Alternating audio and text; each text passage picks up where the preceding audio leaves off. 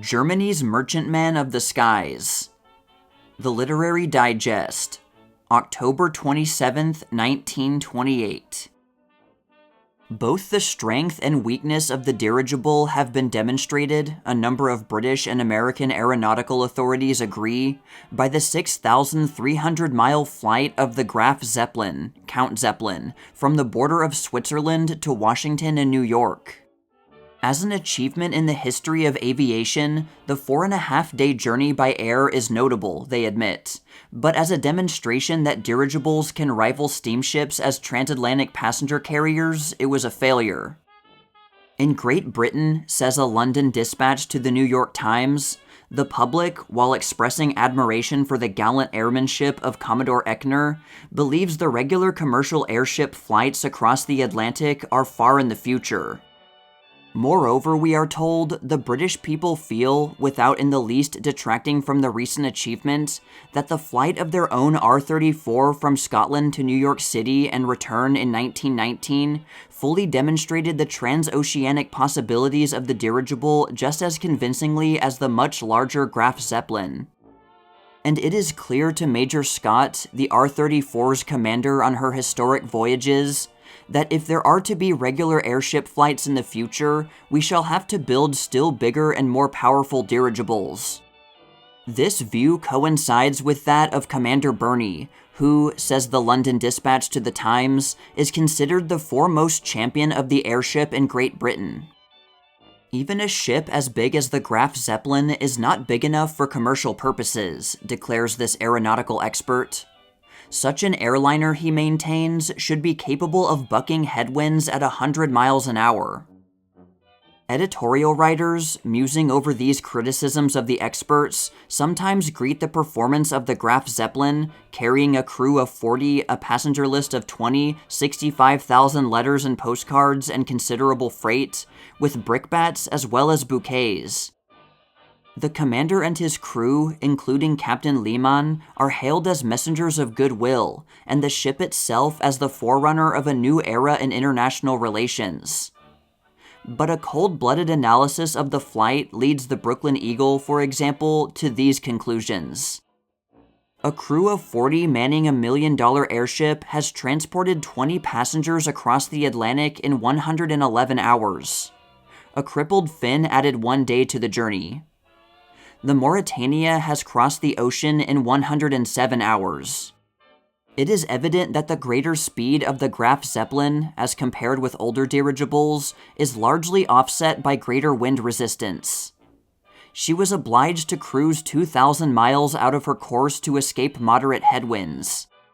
Blowing with a force of 25 miles an hour, they were such as would cut down the speed of an airplane by 1/4. But they reduced the crippled Zeppelin's speed by 1/2. A comparatively minor accident, the ripping off of the cover on one of the stabilizers, upset the delicate balance of the ship and made it necessary to be still more careful about facing headwinds. Passengers on the Graf Zeppelin saved no time by preferring the air route to the steamer route. They waited 2 days for the start and spent the better part of 5 days en route.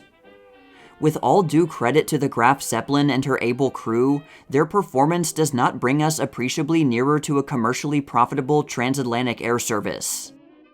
The experience of the passengers was not pleasant, apart from the first thrill of an air journey and the satisfaction of being the pioneer patrons of a transatlantic air route. Because of the extra day required for the journey, the dirigible ran short on water and supplies. The ventilation in the cabin was bad when the ship traveled at slow speed. The single steward was unable to meet the demands of those on board. The wireless facilities were inadequate. The ban on smoking was felt severely. These are minor matters which can be remedied.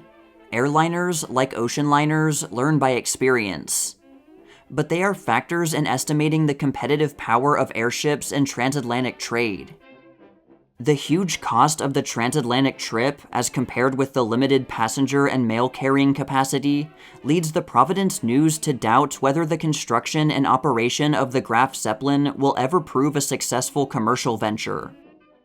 The Boston Transcript likewise can see no great amount of encouragement in the trip, so far as the cause of commercial transoceanic air navigation is concerned. The voyage was not as successful as people hoped it would be, adds the Newark News, nor has it settled the discussion over the greater reliability of the lighter-than-air or heavier-than-air ship of the skies. As the Philadelphia Evening Public Ledger explains, the practical handicaps of the modern Zeppelin are numerous and seemingly inescapable. Such a vessel presents a tremendous broadside to all contrary winds.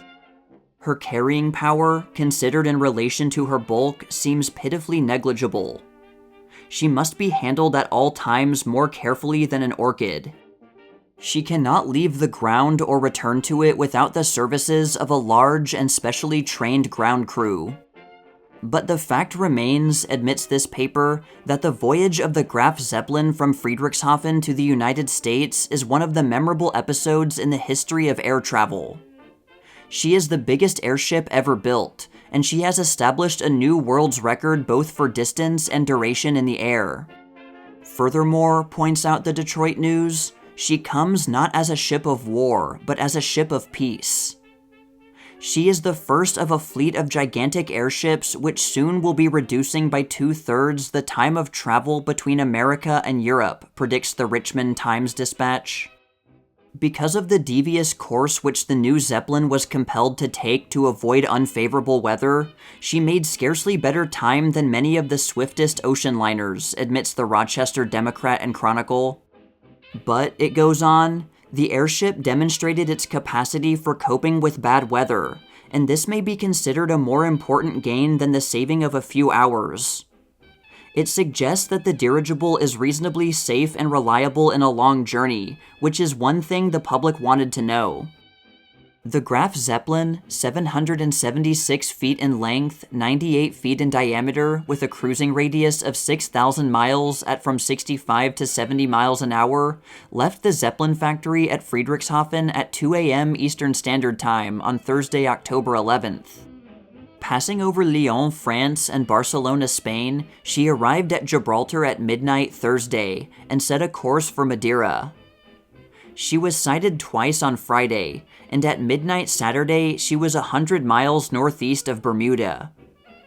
Traveling at reduced speed the following day because of a damaged stabilizer fin and headwinds, she was reported barely 150 miles west of Bermuda at midnight Sunday.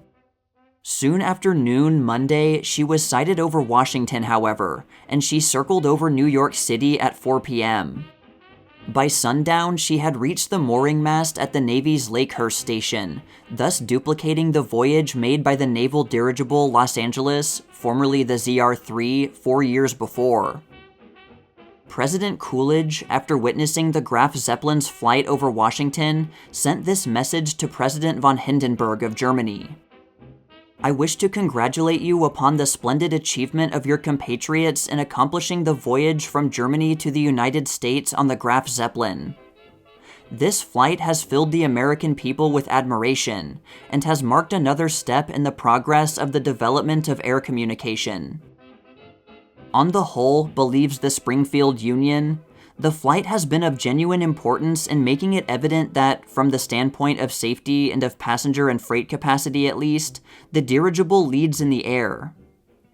In the opinion of the New York Telegraph and other Scripps Howard papers, recent experience has proved the airplane's limitations as well as its qualities. It has flown over oceans, but where one pilot succeeded, many others died trying. Its radius of action being limited, it is and will continue to be for an indefinite time to come a land machine, or for use over small bodies of water. The dirigible, by its very nature, is suitable for flights over the largest oceans. There is no engineering limit to the size it may be.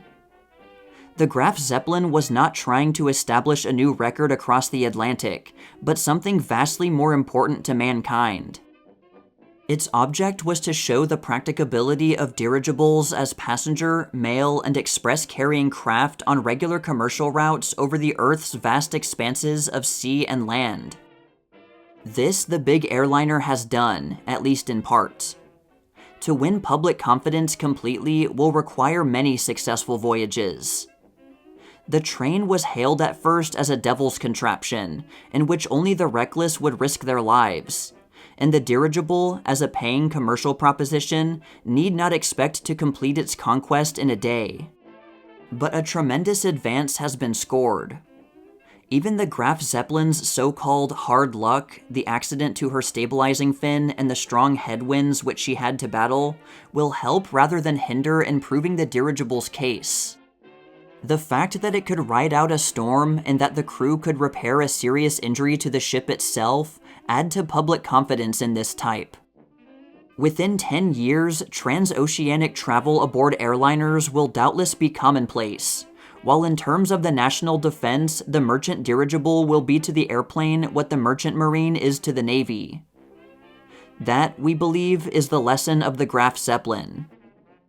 The Graf Zeppelin herself, declares the New York Times, is a triumph of engineering and construction, and her flight across the ocean a fine feat of navigation.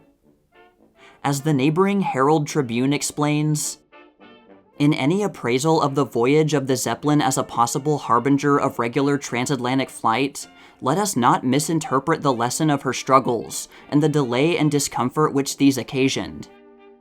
The demonstration of her ability to circle unfavorable atmospheric areas, to effect vital repairs in flight, to slacken speed to mere steerage way when circumstances demanded it, will be worth more in the end to the cause of aeronautics than if she had had the good fortune to shoot hither without mishap in record time. It should not be forgotten that in the period covered by the Graf Zeppelin's flight, the great ocean liners also experienced the roughest kind of passages, with buffetings and delays.